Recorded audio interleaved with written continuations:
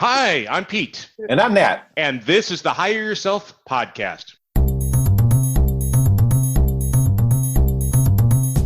Each day we will publish a short episode on franchising and owning a business. These small bits of information will help you be a better entrepreneur and business person. Between us, we have 75 years of experience and have owned and ran 9 businesses and counting. Hey, I'm Sean Smith, and I'm the producer of the Hire Yourself podcast. You'll hear from me each episode because I will introduce the topic that Nat and Pete will be talking about.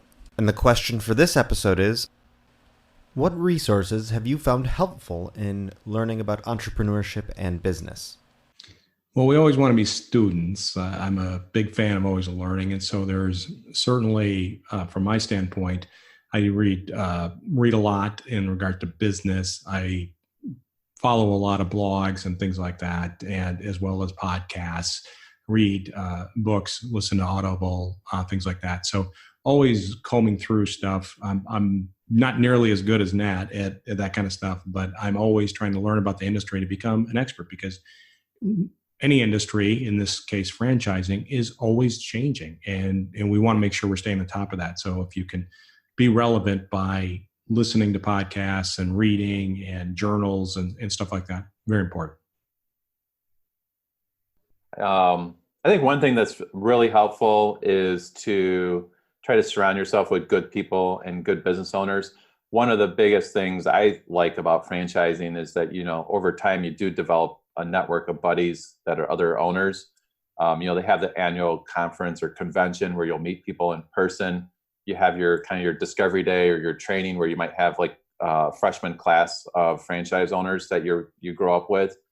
And I think it's important to carve out, maybe it's an hour per month, something like that, to have a little bit of a mastermind call and see what other people are doing.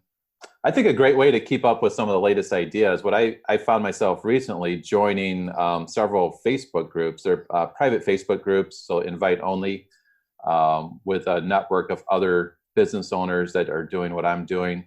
And it's been really interesting. Just, people are pretty transparent on there, asking questions, and then people are super helpful. It seems like, people all over the country will chip in and just kind of share, how they're handling this or that. So I think, that could be kind of interesting. And with a franchise specifically, you're going to always have like different mastermind groups that I think are, really beneficial to join.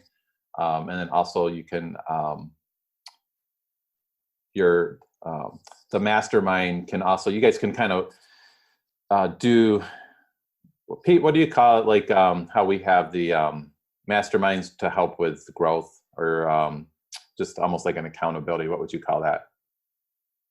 Yeah, accountability group. So I've been in business now for 30 years. And one of the things that I found is that I don't know very much. I run very large organizations, but I'm always continuing to learn. And the learning comes in many different ways. It could be a mastermind group with other business owners in different industries. And they're all different kinds out there. There are all kinds of different ones out there. And it's nice to find a good mastermind group that they can kind of help you grow as an entrepreneur, as a business person. So we do that. And I'm also a big fan of a coach, business coach. I've had business coaches, and I pay them a fair amount of money to continue to challenge me and educate me and teach me on new things. Like, for example, my business coach taught me about the 10 grid marketing plan. And I had no idea. I'd run businesses, but I never had kind of heard of that one. And so those are the little things. And then if you are in a franchise or a specific industry, sometimes there are mastermind groups that get together on a regular basis. Like when I was in the auto industry, the car dealers, they would call it a dealer group.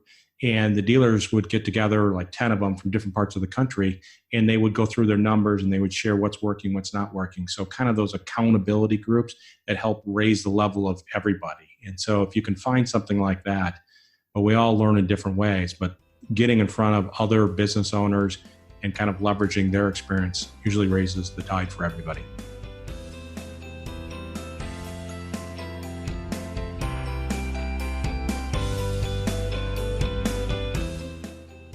Thanks for listening. If you enjoyed this or any of our episodes, please subscribe to the podcast. And it would be absolutely amazing if you give us a rating and review. We hope you listen to us again tomorrow.